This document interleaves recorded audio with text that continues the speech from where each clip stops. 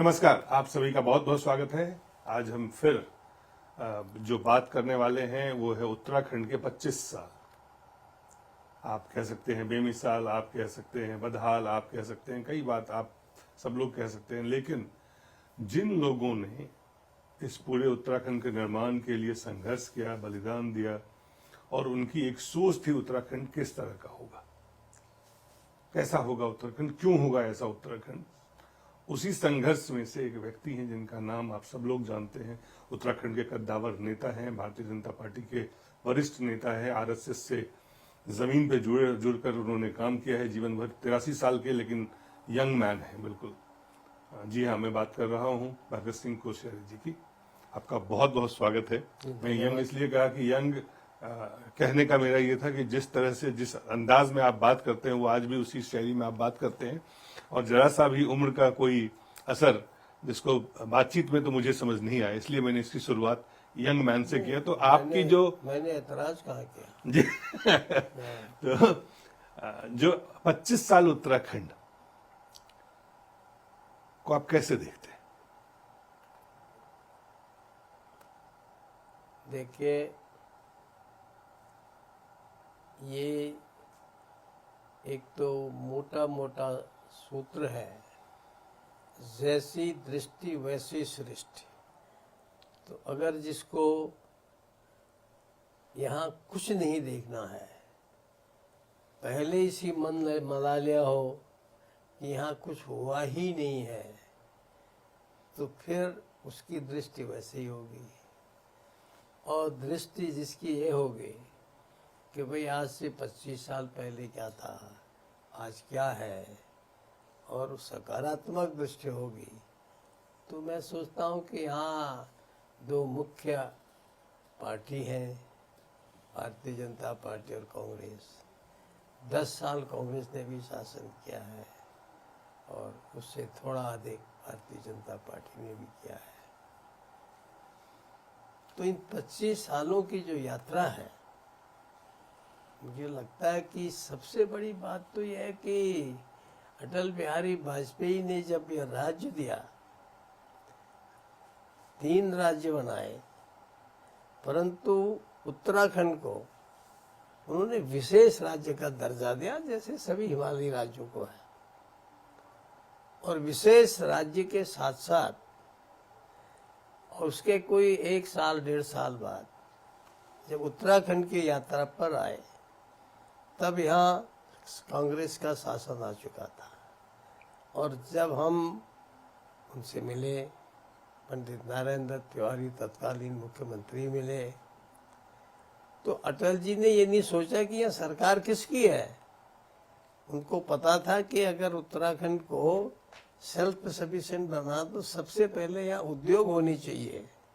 तो उन्होंने यहाँ स्पेशल औद्योगिक पैकेज दिया, और उस सबके कारण तथा अन्य अनेक सरकारी जो अनुदान हम लोगों को मिलने हैं, प्रोत्साहन राशि मिल रही है, उसके कारण से जहाँ 2000 में प्रत्येक व्यक्ति आय लगभग 15,000 रुपया थी प्रति व्यक्ति, वो अब आंकड़े कहते हैं कि 2.5 लाख ही नहीं, 2,75,000 रुपया पार कर गया है। तो इसका सीधा अर्थ है कि आंकड़े यदि बताते हैं और धरती पर भी दिखाई देता है, तो पहली बात तो यह है कि जीवन स्तर में अंतर आ गया है। और दूसरी बात, किसी भी राज्य के लिए हम लोग बार बार हिमाचल का नाम लेते थे कि हिमाचल ये है, हिमाचल, हम तुलना हिमाचल से करते थे, इसीलिए उत्तराखंड के राज्य मांगते थे। वरना उत्तर प्रदेश से हमारा कोई बैर नहीं था, बहुत अच्छा था, आज भी बहुत अच्छा है, सब एक जैसे हम लोग हैं। लेकिन क्यों? क्योंकि उत्तराखंड हम देखते थे कि वहाँ सड़क बहुत दूर तक पहुँच चुके हैं, वहाँ लोग पलायन बहुत कम है और यहाँ बहुत ज़्यादा है, वहाँ बागवानी ने बहुत ज़्यादा प्रगति की है। तो उसका कारण क्या था कि तत्कालीन जो प्रथम मुख्यमंत्री थे, उन्होंने परमार जी ने, यशवंत परमार ने, वहाँ सबसे पहले कनेक्टिविटी, सड़कों का जाल बिछाया। जितना उसमें कर सकते थे उसके हिसाब से। फिर उन्होंने बागवानी को प्राथमिकता दी, तो वहां पलायन कम हुआ। और यहाँ दुर्भाग्य से प्रदेश में भले ही मुख्यमंत्री उत्तर प्रदेश को उत्तराखंड ने 4-4, 5-5 दिए, लेकिन चूंकि दिए तले थोड़ा अंधेरा होता सा रहता है कि कुछ ज्यादा करते तो करते पक्षपात हो रहा है, तो वो काम नहीं हो पाया जो होना चाहिए था। और उत्तराखंड बनने के बाद यहाँ पर हर क्षेत्र में इतनी प्रगति हुई है, जो मैंने अभी आपको पर कैपिटा इनकम बताई है। उद्योग का बताया आप कल्पना करें कि यहाँ अभी मैं एक आंकड़े देख रहा था सरकारी, कि राज्य बनते समय डॉक्टर केवल 550 के आसपास थे, और आज यहाँ अस्पतालों में, सरकारी बता रहा हूँ, ये 2500 के ऊपर सरकारी अस्पतालों में डॉक्टर हैं। और तब शायद इन्हें गिने प्राइवेट हॉस्पिटल अस्पताल्स होते थे। आज यहाँ जहाँ देखो छोटी छोटी जगह पर भी, डिस्ट्रिक्ट हेडक्वार्टर्स पर भी इतने प्राइवेट हॉस्पिटल हो गए हैं, प्राइवेट मेडिकल कॉलेज खुल गए हैं। सरकारी मेडिकल कॉलेज जहाँ केवल एकमात्र हमारा हल्द्वानी में था, आज यहाँ 5-5 चल रहे हैं, 2 अगले साल से चलने वाले हैं। तो एक प्रकार से ये प्रदेश हर फील्ड में, मुश्किल से उस समय 3 या 4 हमारे विश्वविद्यालय थे, आज तो प्राइवेट लगा करके कोई 26, 27, 28 इतने विश्वविद्यालय हो गए हैं। तो कौन सा ऐसा फील्ड है जहाँ प्रगति नहीं हुई, अच्छा नहीं हुआ है?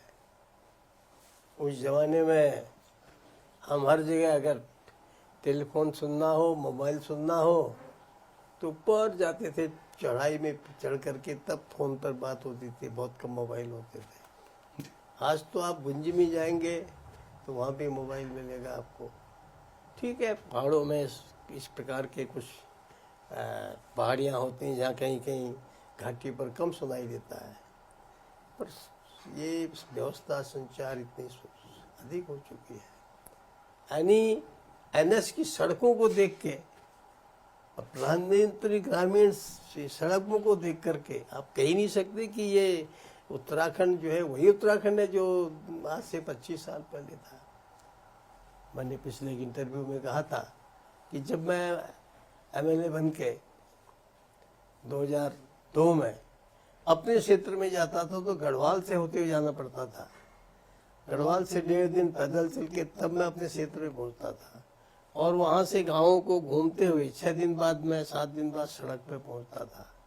आज आप जहाँ देखेंगे वहाँ सड़कें हैं। ये तो अटल बिहारी वाजपेयी जी की देन है, मनमोहन जी ने कृपा करके जारी रखी, और अब आज की डेट पर भी हमारे प्रधानमंत्री मोदी जी, कहाँ पहले 1000 था, 500 था, 250 था, और कोशिश ये है कि 100 भी जहाँ है तो वहाँ भी पहुँचे।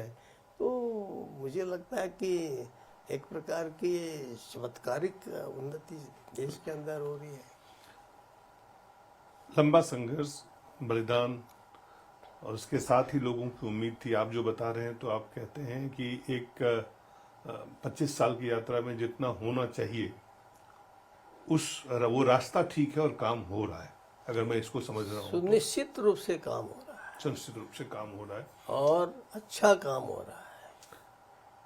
कुछ कमियां भी होंगी, जी। मैं नहीं तो कहता कि कमियां नहीं है, जो चाहे दो कुछ कोई भी चीजें शासन हैं, हो। कुछ चीजें हैं, पहाड़ पे से आज भी पलायन जो है भारी संख्या में लोगों का जारी है। ये एक ऐसा सत्य है जिसको हर लोग इसके बाबत चर्चा करते हैं, इस बारे में लोग चर्चा करते हैं। जैसा आपने कहा कि हिमाचल में पलायन जो है वो कम है, उत्तराखंड में आज भी वो जारी है, राज्य बनने के 25 साल के बाद भी। तो एक होता है पलायन 2 कारणों से होता है कि आप आगे बढ़ना चाहते हैं तब भी आप, लेकिन एक होता है कंपल्सन, जिस विवश लाचारी के कारण लोग पलायन करना पड़ता है।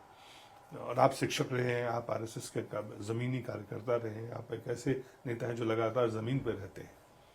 आपको लगता है कि कहीं गैप है, जो काम होना चाहिए उस फोकस्ड होके वहाँ पे कहीं कोई गैप रह गया है नीति में, या कोई खास जो अंडरलाइंड प्रॉब्लम है इस चीज़ का, उसको एड्रेस नहीं किया जा सका, या नहीं कर पा रहे, या उसमें जो है इस पे रोक तो नहीं, लेकिन हाँ इसको कम किया जा सकता था, इस तरह की चीजें। देखिए, मैं जब कभी दिल्ली, लखनऊ, मुंबई, बेंगलुरु आदि कई शहरों में जाता हूँ और वहाँ हमारे पर्वतीय अंचल के लोग अपने कार्यक्रम करते हैं और उसके उन इलाकों के वहाँ के लोग भी उसमें सम्मिलित रहते हैं, तो मैं उनको कहता हूँ कि भाई ये आलू ऐसा सब्जी है जो हर सब्जी में फिट हो जाती है और लोग सोचें भाई आलू खरीदो। तो पहाड़ के उत्तराखंड के व्यक्ति की वो पढ़ा लिखा है तो, वो IAS IPS है तो, और वो पढ़ा लिखा नहीं केवल खाना बनाना अच्छा जानता है तो भी उसकी डिमांड इतनी अधिक है। वो राजमिस्त्रीगिरी नहीं करता होगा, वो सड़क में काम नहीं करता होगा, सीमेंट का काम नहीं करता होगा, लेकिन उसको एक खाने बनाने वाले से लेकर के अगर देश का NSA तक भी बनाना हो, आर्मी का CDS भी बनाना हो, तो कोई भी शासन हो,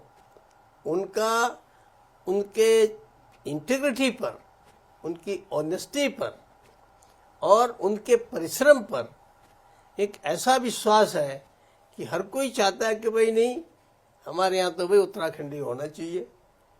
मैंने बोला कि घर के खाने बनाने से लेकर के और ऊंची ऊंची जगहों तक, तो ये इसलिए हमारे व्यक्ति की जगह जगह डिमांड है, पहली बात।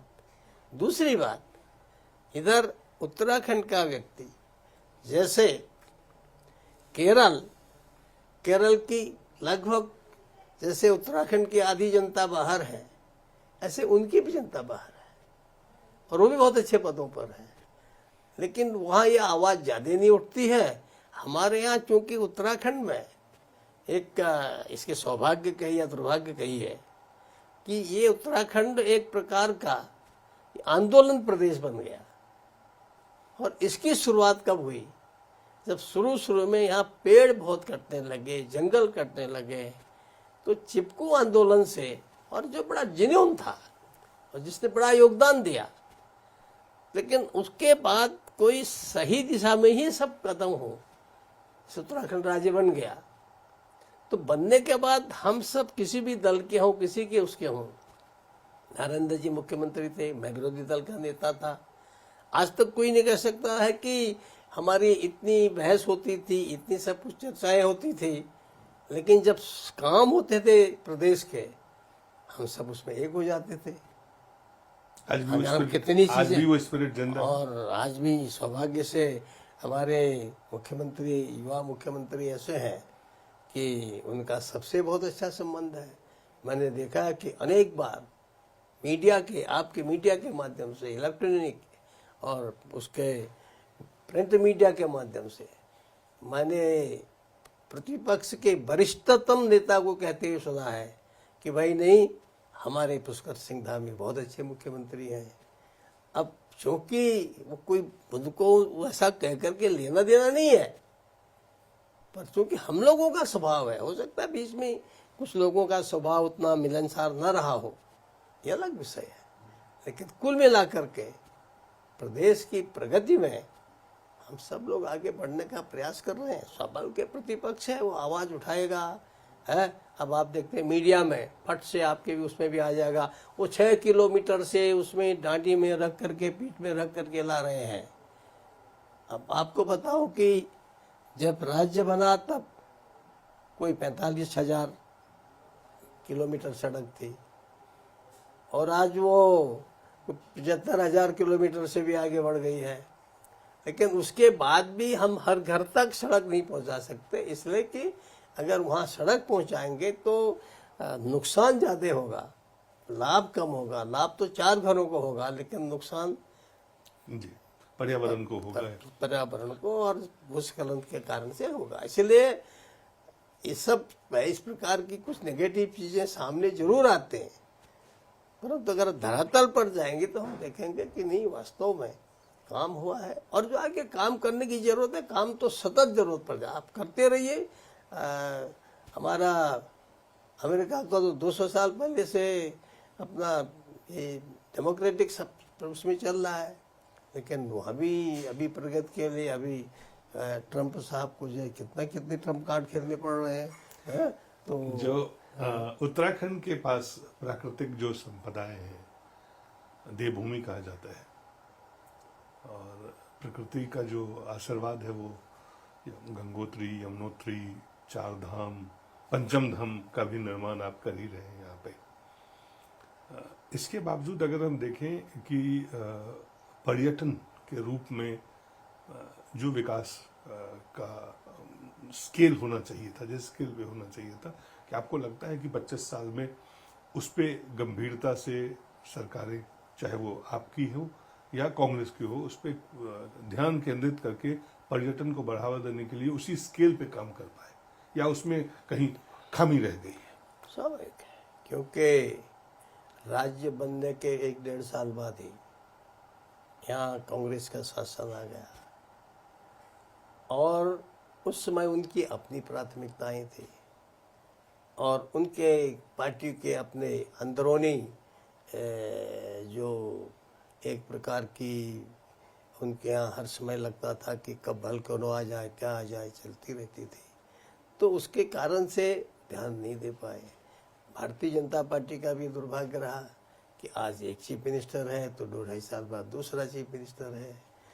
तो पहले प्रथम 10 वर्षों में जितनी गति से हो, अगर आप औद्योगिक उन्नति को छोड़ दीजिए जिसके कारण से हमारी जीडीपी आज इतने आगे है जी, अटल जी की कृपा से, तो इन क्षेत्रों में जो प्रगति होनी चाहिए थी, मैं मानता हूँ उतनी नहीं हुई। लेकिन पिछले 10 वर्षों में जब से प्रधानमंत्री मोदी जी आए हैं, आप कल्पना नहीं कर सकते हैं कि हर क्षेत्र के अंदर, माने आप पर्यटन में, अरे 4 धाम को जब केदारनाथ, लोगों को पता लगा कि प्रधानमंत्री ने यहाँ अपने जवानी में तपस्या की है, आज केदारनाथ कितने लोग जा रहे हैं, पहले कितने जाते थे 2000 से, और आज कितने जा रहे हैं, कल्पना करिए। बद्रीनाथ कितने जा रहे हैं। स्वयं प्रधानमंत्री, यानी जैसे स्वयं भगवान ने भारत को बनाया है, ऐसा हम लोग बोलते हैं, और ऐसा दुनिया भी बोलते हैं कि भाई क्या है ये विचित्र देश, यहाँ इतने आए, इतने आक्रमणकारी आए, दुनिया भर के आए हैं, और सब हट गए। और इसका तो इस देश की क्या विशेषता है कि इस मिट्टी का लड़का तो जिसने यहाँ 150 साल राज्य किया, उसके यहाँ जाके प्राइम मिनिस्टर बन जा रहा है। क्या कारण है कि जो दुनिया का नंबर 1 अपने को आता है, वहाँ जाकर के उसकी लड़की वाइस प्रेसिडेंट बन जा रही है। तो ये इस मिट्टी की कुछ ऐसी वो है, विशेषता है इस देवभूमि की। खाली थोड़ी देवभूमि का विषय, संपूर्ण भारत देवभूमि है। तो लेकिन यहाँ क्यों कहा है? क्योंकि इसके उद्धार के लिए यहाँ मोदी जी जब से आए हैं, अब आदि कैलाश जब से वो एक कहे, लोगों ने नाम भी नहीं सुना होगा, कैलाश का नाम सुना होगा, लोग जाते थे। आप कल्पना कर सकते हैं, मैं कैलाश जा नहीं पाया। मेरे दादा उस जमाने में 3 बार गए, पिताजी 2 बार गए, मेरी दीदी 2 बार गई, लेकिन मुझे मौका नहीं लगा। मैं रोता रहता था कैसे जाऊं। इस बार मैं भारत की भूमि से केवल 200 मीटर, जो 17,500 फीट की ऊंचाई पर ओल्ड लिपू लेक है, बाकी सब मोटर से, और 200 मीटर जिसमें मेरे साथ के जवान भी सांसें लेने में जी, परेशान हो गए। और वहाँ से जब मुझे कैलाश के दर्शन हो गए तो मेरे मुंह से एक ही निकला, अखंड भारत, अखंड भारत। तो इसका सीधा अर्थ क्या है कि आज प्रधानमंत्री जी स्वयं, हमारे मुख्यमंत्री धाम ही स्वयं इस चीज़ की ओर ध्यान दे रहे हैं। और मैं कह सकता हूँ कि अगले 10 वर्ष में आप देखेंगे पर्यटन में ये प्रदेश आपके जिस प्रकार से हमारे कश्मीर है या हिमाचल है, निश्चित रूप से उससे कहीं कहीं और आगे बढ़ जाएगा। यहाँ की जो पोटेंशियल है, वो नेचुरल जो जिसको कहते हैं, चाहे स्पिरिचुअल हो, चाहे नेचुरल जो प्रकृति का जो आशीर्वाद जिसको मैं कहता हूँ, blessed with the natural resources, उसका जो सदुपयोग होना चाहिए, उसके लिए नियत भी, नीति भी, नेतृत्व भी, तीनों चीज़ों को एक समायोजित ढंग से इसकी शुरुआत होनी चाहिए थी। मैं ये नहीं जानता हूँ, मैं दावा नहीं कर सकता हूँ कि, क्योंकि उतने गहराई से मैंने अध्ययन नहीं किया, चूंकि आप यहाँ के हैं, आप मुख्यमंत्री रह चुके हैं, आप गवर्नर महाराष्ट्र में हैं, आप राज्यसभा से रहे, आप शिक्षक भी रहे और आप एक्टिव हैं लगातार जमीन पे, तो क्या उस पे एक समग्रता में आप काम को देखने का आपको या इस तरह से कोई प्लान बना हो, कोई योजना बनी हो, वो है, उस रास्ते पे है? ये वास्तव में आपका एक बहुत ही समीचीन जो हिंदी में शब्द बोला जाता है, और ऐसा आपका प्रश्न है और स्वागत योग्य प्रश्न है, क्योंकि कि जब किसी को आगे बढ़ना होता है तो पीछे की उपलब्धियों के साथ साथ उसको आगे का भी प्लान बनाना होता है। और जब मूलभूत संचार सुविधाएं यातायात सुविधाएं हैं, ये अब 25 वर्षों में मूलभूत सुविधाएं पर्याप्त मात्रा में हो चुकी हैं। हाँ, अस्पताल अभी जितनी मात्रा में होनी चाहिए, जितनी संख्या में होनी चाहिए, शायद अभी और उनकी आवश्यकता है, परंतु सस्टेनेबिलिटी के लिए जैसे होम स्टे हमारा पर्यटन में शुरू किया गया है, उसके कारण से लोगों का आना, लोगों को सुविधा हो रही है और बड़ी अच्छी लोगों का उसका रेस्पॉन्स मिल रहा है। सरकार उसमें 60% 40% तक सहयोग करती है, अनुदान करती है। ऐसे ही यहाँ आज हॉर्टिकल्चर को विशेष सुविधा देने की आवश्यकता हो जाने की, और उसके लिए केंद्र ने 800 करोड़ रुपए का अनुदान के लिए पैसा मंजूर किया है। और मैं जब बंबई छोड़ के आया महाराष्ट्र, तो मैंने प्रधानमंत्री से कहा कि ठीक है, आप 3 साल हो गए, मुझे वहीं जाने दीजिए, आप चाहते हैं कि उत्तराखंड आत्मनिर्भर हो, रिवर्स माइग्रेशन हो। और यहाँ आके मैंने जब घूमना शुरू किया तो मैंने देखा कि अनेक लोगों ने बहुत अच्छा काम किया है। आप पूरा हिमाचल बॉर्डर पर चले जाइए, परोला जाइए, बड़कोट जाइए, उधर जाइए, सेब के बगीचे 1.5 साल में सेब का फल दे रहा। अच्छे अच्छे IAS अफसर, IRS अफसर, IPS अफसर रिटायरमेंट के बाद सेब के बगीचे लगा रहे हैं।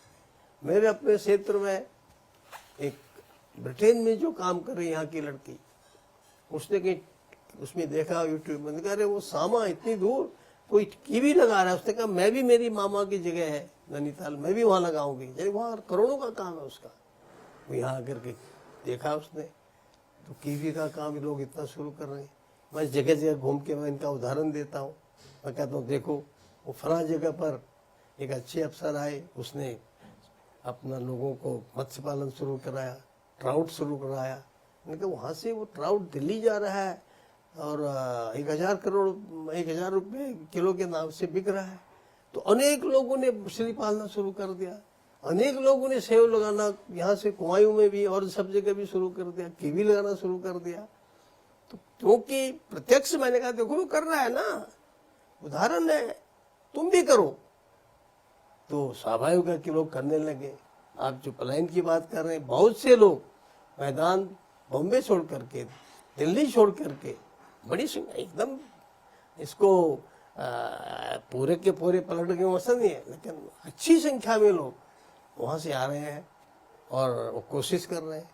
इसका अगला चरण है कि जो यहाँ सबसे बड़ी चीज क्या है कि जो एरोमेटिक्स है, सुगंध पोष है, अभी उसकी आदत कम पड़ रही है, तो सरकार कोशिश कर रही है, उसके लिए अनुदान दे रही है, लोग लगा रखे हैं। मुझे लगता है कि जितने बंजर खेत पड़े हैं अगले कुछ वर्षों में, चाहे लोग खुद करें, चाहे उसको लीज पर दे के करें, सघन पौध क्या उसमें आगे बढ़ेगा।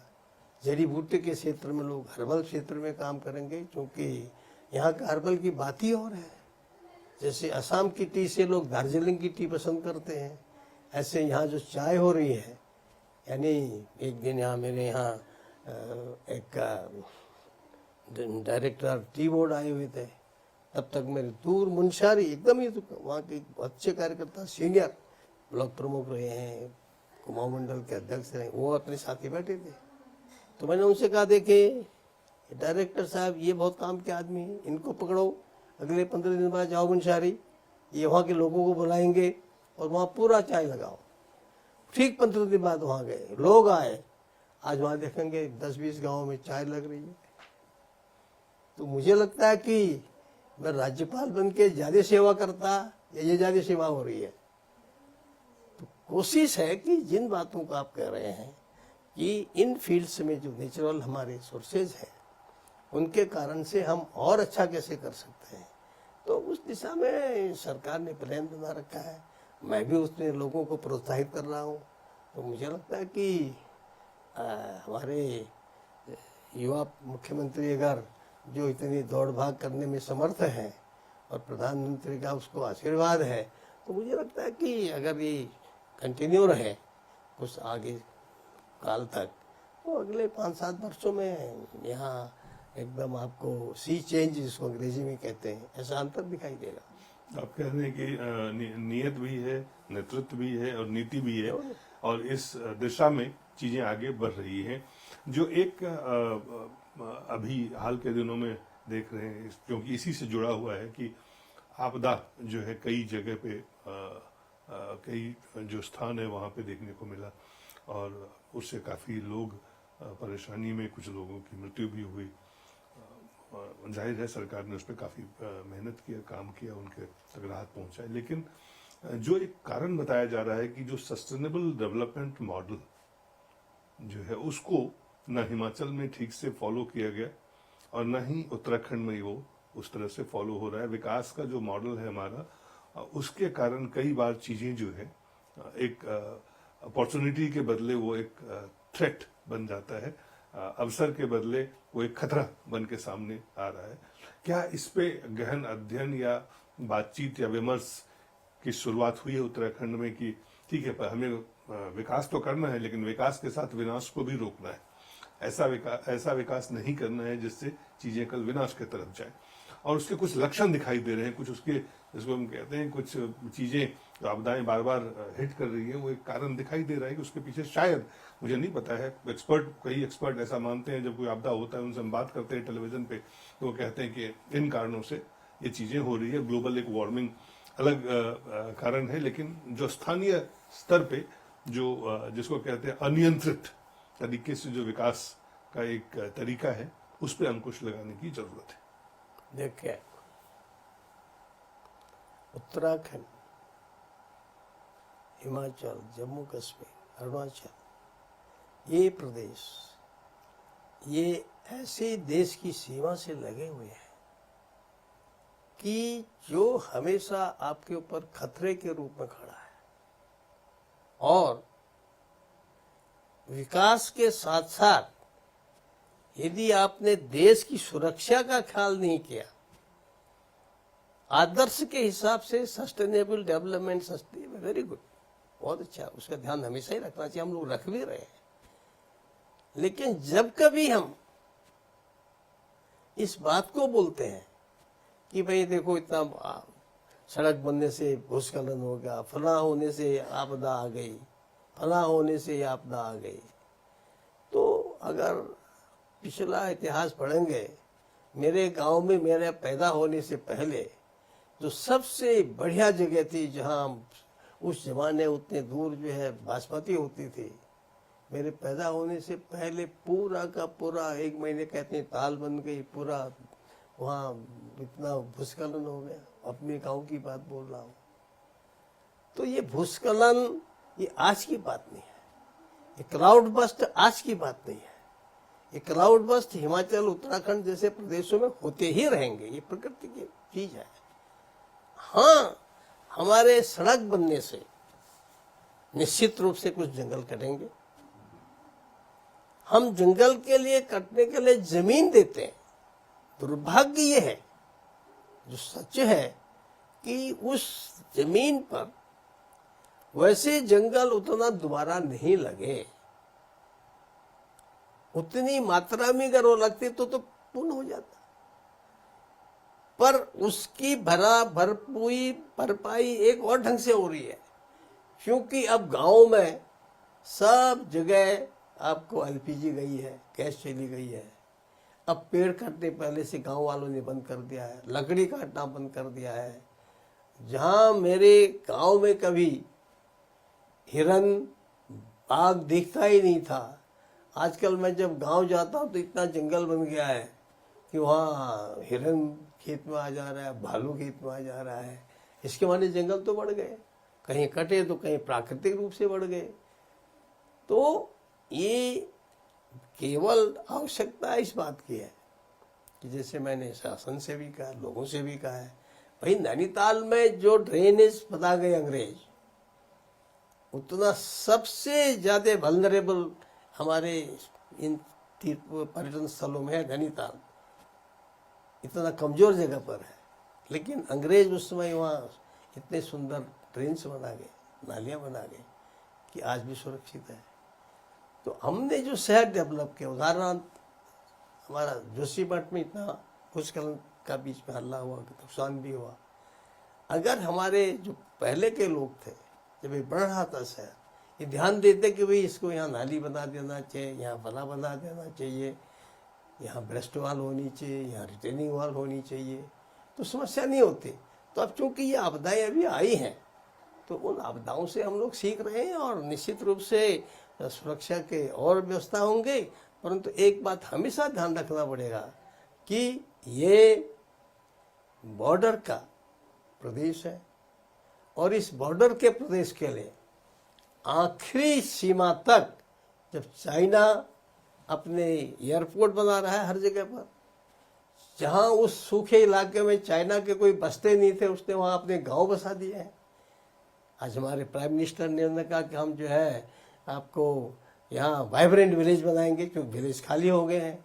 अब उनके आह्वान पर लोग जा रहे हैं और मुझे लगता है कि जैसे एक जमाने में बॉर्डर के हमारे गांव आबाद थे, फिर दोबारा होंगे, क्योंकि महाराष्ट्र से, चाहे वहाँ तमिलनाडु से, आंध्रा से मोटरसाइकिल में तक लोग वहाँ पहुँचने की सड़क बन गई है। तो वाइब्रेंट बनेंगे कि नहीं बनेंगे? लोग फिर से जाएंगे कि नहीं जाएंगे? स्वाभाविक रूप से जो दिल्ली बम्बई जा रहे हैं नौकरी के लिए, है छोटी छोटी नौकरी, वापस आएंगे कि नहीं आएंगे?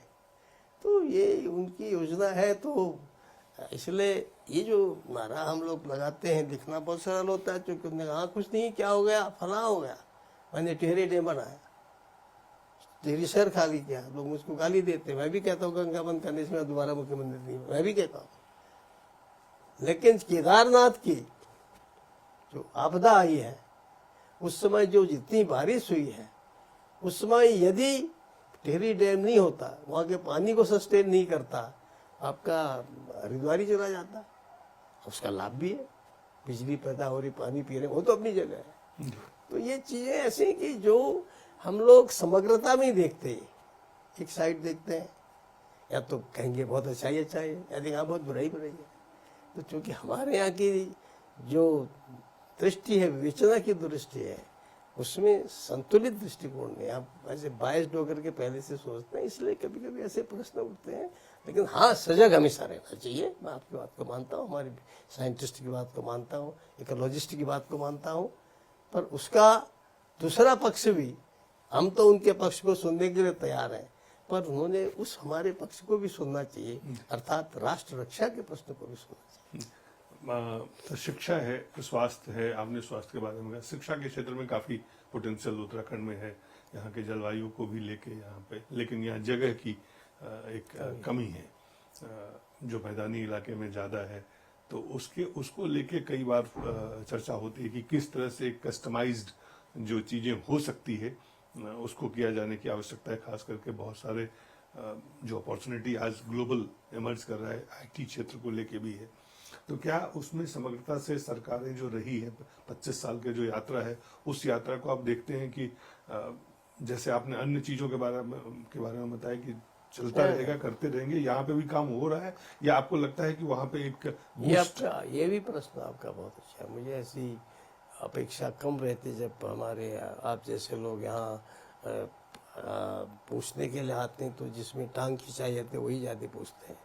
तो ये एक जो आपका एक सकारात्मक और इस धरती के लिए, इस देश के लिए, इस प्रदेश के लिए जो जरूरी चीज़ है, उस दृष्टि से देखा जाए तो हम सब लोग कोशिश में लगे हैं कि ये प्रदेश IT के क्षेत्र में काम करने के लिए शायद अन्य अनेक प्रदेशों की अपेक्षा उपयुक्त प्रदेश है। बिल्कुल।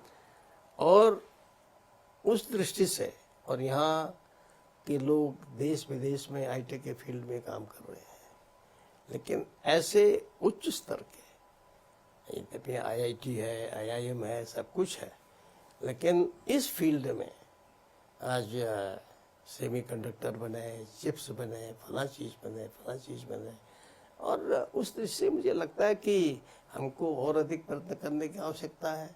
और वर्तमान सरकार उसकी दृष्टि से काफ़ी सजग है, सचेत है, और ये कोई एक दिन का काम नहीं है।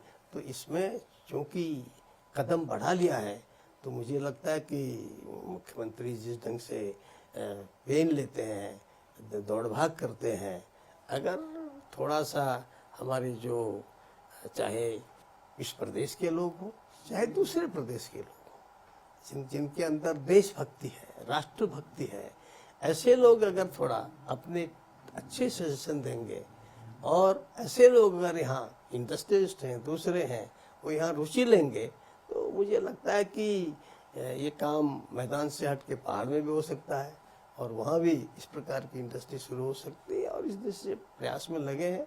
अब ये चूँकि इतना सरल नहीं है कि हम जितना बोलने में सरल है उतना करने में सरल नहीं है, लेकिन कोई भी काम कठिन होता नहीं है अगर विल पावर हो, अगर शुरुआत हो जाए तो फिर वो हो जाता है। इसलिए जो आपका प्रश्न है या एक किस्म से सुझाव है ना, तो उसका मैं स्वागत करता हूँ, और अपनी सरकार से भी कहूँगा, अधिकारियों से, कि भाई इसमें और थोड़ा तीव्र गति से काम करो। पर्टिकुलरली जो मैंने आपको कहा, हर्बल, हॉर्टिकल्चर जैसे जो आपका ये चीज़ें हैं, एरोमेटिक्स, ऐसी चीज़ें हैं, दिखने में छोटी हैं, लेकिन ये जैसे वो घाव करे गंभीर, उसके तीर बोलते थे ना लोग, हैं हिंदी कविता में, तो चीज़ें छोटी पर बहुत दूर तक प्रभाव डालने वाली हैं।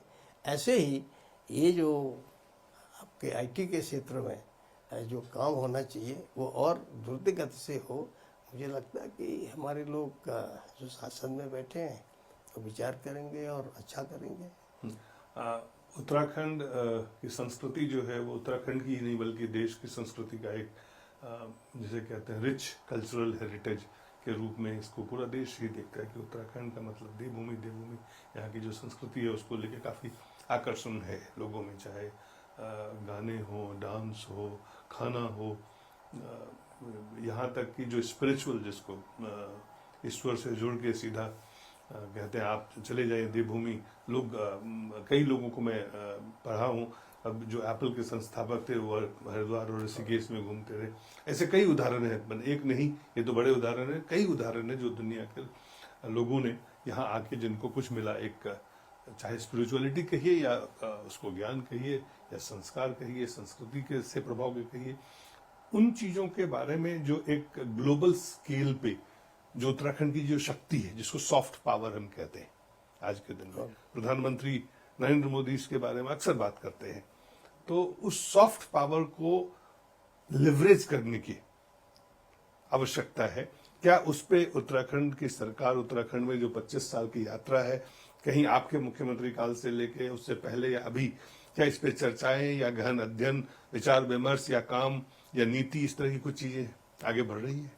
यहाँ पर चाहे केदारनाथ हो, बद्रीनाथ हो, आदि कैलाश हो, जागेश्वर हो, इन सब जगहों पर और इसके अलावा छोटी छोटी जगहों पर आज हम वहाँ उस जो प्रकृति की देन है और उसको हम मनुष्य कैसे उसमें और एडिशन कर सकता है। उदाहरणार्थ केदारनाथ आज नया बन रहा है, बद्रीनाथ आज नया बन रहा है, मंदिर नहीं बन रहा, बाकी सुविधाएं जो हैं वो व्यवस्थित बन रही हैं, और छोटी छोटी जगहों पर भी लोग योग केंद्र शुरू कर रहे हैं। और मुझे ये विश्वास है कि हम सब लोग आध्यात्मिक ही नहीं बल्कि धीरे धीरे जिसको वेलनेस सेंटर कहते हैं, ये जैसे प्रधानमंत्री कह गए कि ये तो वेडिंग सेंटर भी होना चाहिए, क्या कुछ इस टाइप का उन्होंने बोला है तो डेस्टिनेशन वेडिंग के लिए, डेस्टिनेशन के हिसाब से। तो अब वो वेडिंग की बात में ज़्यादा नहीं बोलते, मेरा संबंध उससे ज़्यादा नहीं है, लेकिन इतना है कि यहाँ पहले से ही, आदिकाल से ही, और देश की जितनी भी होती हैं, स्वामी विवेकानंद हो, अरविंद हो, आपके योगी परमहंस हो, योगानंद हो, जाने कितने नाम ऐसे हैं। तो इसलिए यहाँ पहले से ही ये भूमित का तो कण कण ही आध्यात्मिक है। अब उसको और सजग बनाया जाए और उसको उत्कृष्ट बनाया जाए और लोग उसको आकर्षित हो आए, और स्वाभाविक रूप से लोग आ रहे हैं। और मुझे लगता है कि धीरे धीरे जगह जगह वेलनेस सेंटर बन रहे हैं, लोग आ रहे हैं। स्वामी चिदानंद जी के यहाँ दुनिया भर के लोग आते हैं। रामदेव जी ने योग को दुनिया का योग बना दिया है। तो इसलिए इस दिशा में ये तो, इसमें कोई बहुत अधिक हमारा कंट्रीब्यूशन ऐसा नहीं है। इसमें स्वतः ही देवभूमि, नेचुरल आप कहते हैं, देवभूमि स्वाभाविक है, रूप से। देवभूमि है तो देवता खुद ही कर रहे हैं इसको। तो अपनी नहीं तो आदिकाल आज क्यों, कहाँ देवता प्रधानमंत्री ने एक और चीज यहाँ पे एनरिच किया है, जिसकी संभावनाएं, जिसको कहते हैं एडवेंचर स्पोर्ट्स की संभावनाएं बहुत ही ज्यादा है।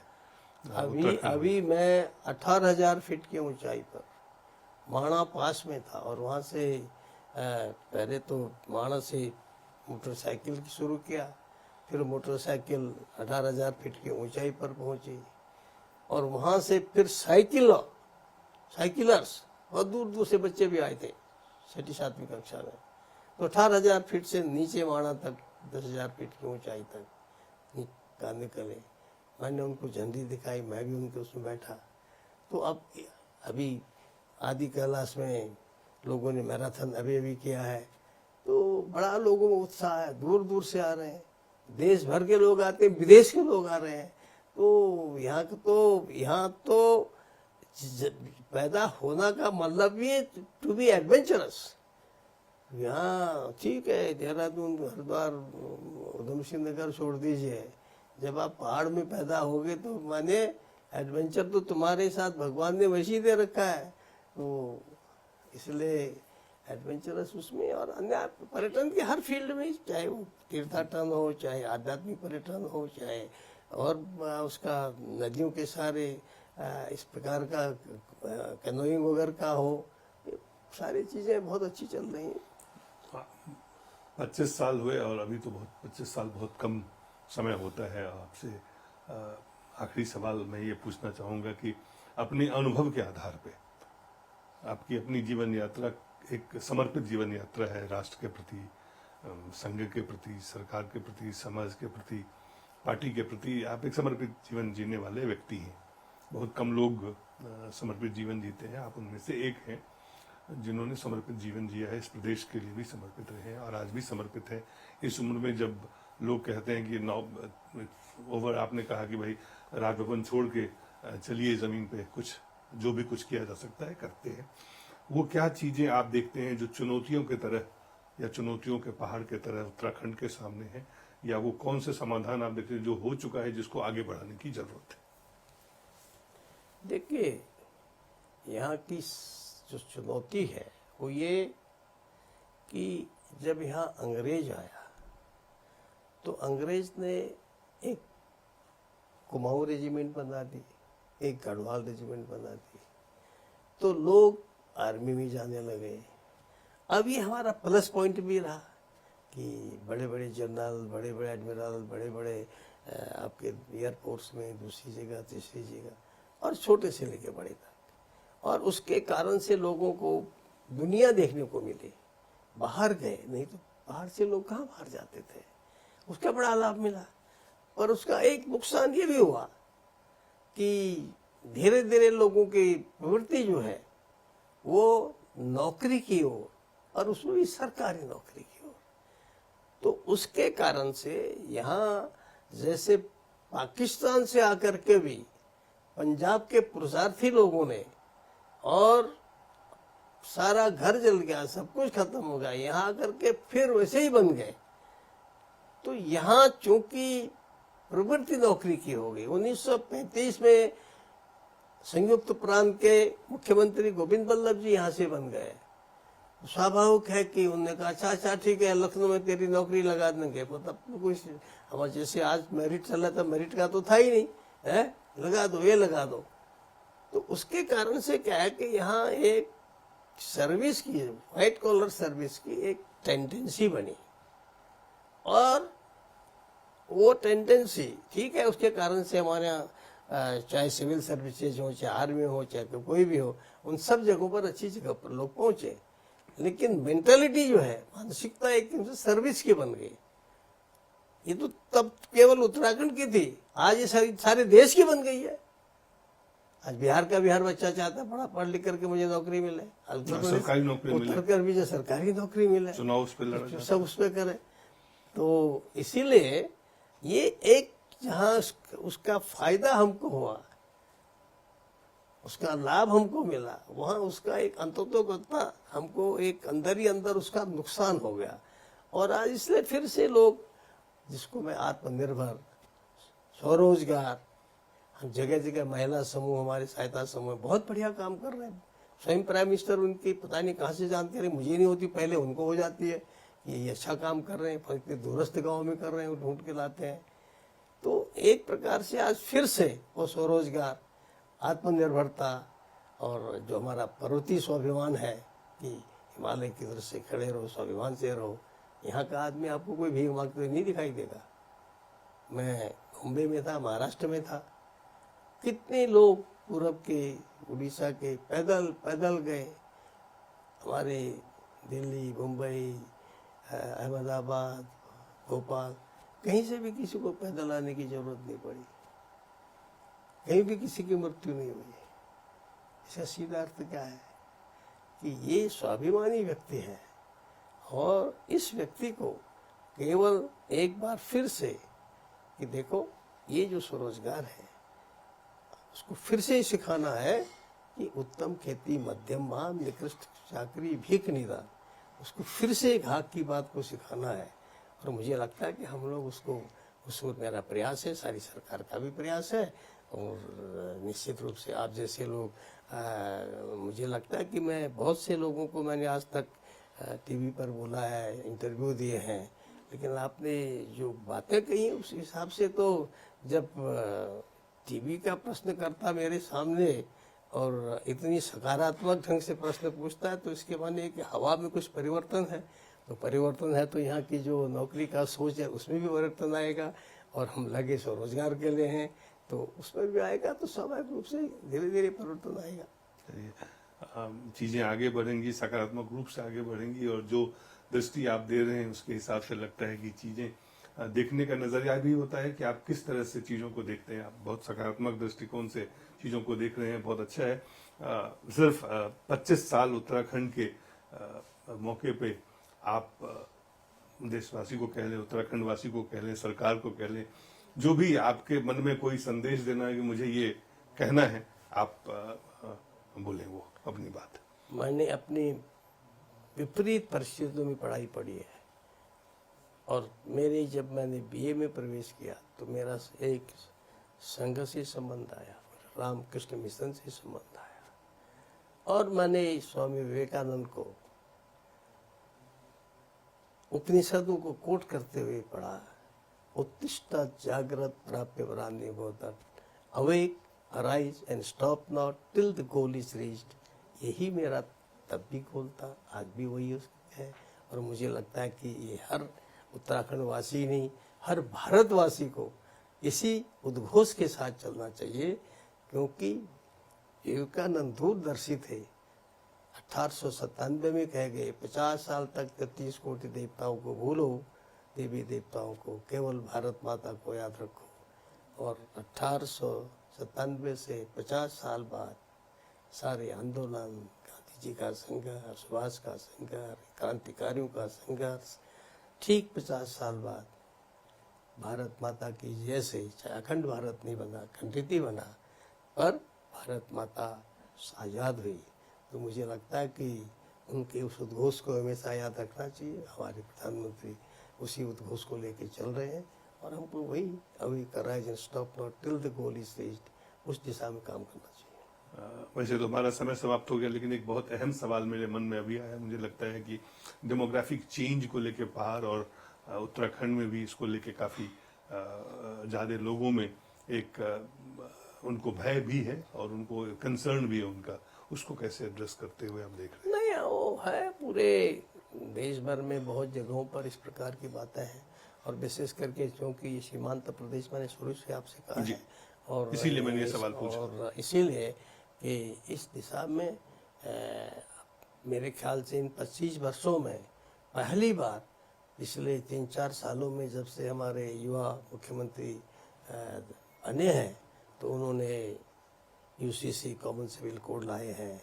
उन्होंने यहाँ जो भी अवैध इस प्रकार के निर्माण थे उनको ध्वस्त किया है, और भी कोशिश कर रहे हैं कि यहाँ जो श्रद्धा भाव से आए, यहाँ की मिट्टी से मिलकर के जो प्रेम भाव से आए वो ठीक है, परंतु यहाँ की डेमोग्राफी को चेंज करने, यहाँ के कल्चर को चेंज करने, तो या जिसको लव जिहाद आदि कहते हैं, बहुत बाहर से लोग लड़कों को भगा के ले जाते हैं जी। तो इसलिए उस पर कंट्रोल करने के लिए स्वयं हमारा युवा मुख्यमंत्री जो है अग्रिम पंक्ति में है, तो हमारे जैसे बुढ़े आश्वस्त है। चलिए, बहुत बहुत धन्यवाद। आपने समय दिया, और 25 साल उत्तराखंड तो कह सकते हैं आप बेमिसाल। पूरी बात सुनने के बाद आपका भी बहुत बहुत धन्यवाद। आप सब लोग देखते रहिए लाइफ टाइम्स। बहुत धन्यवाद।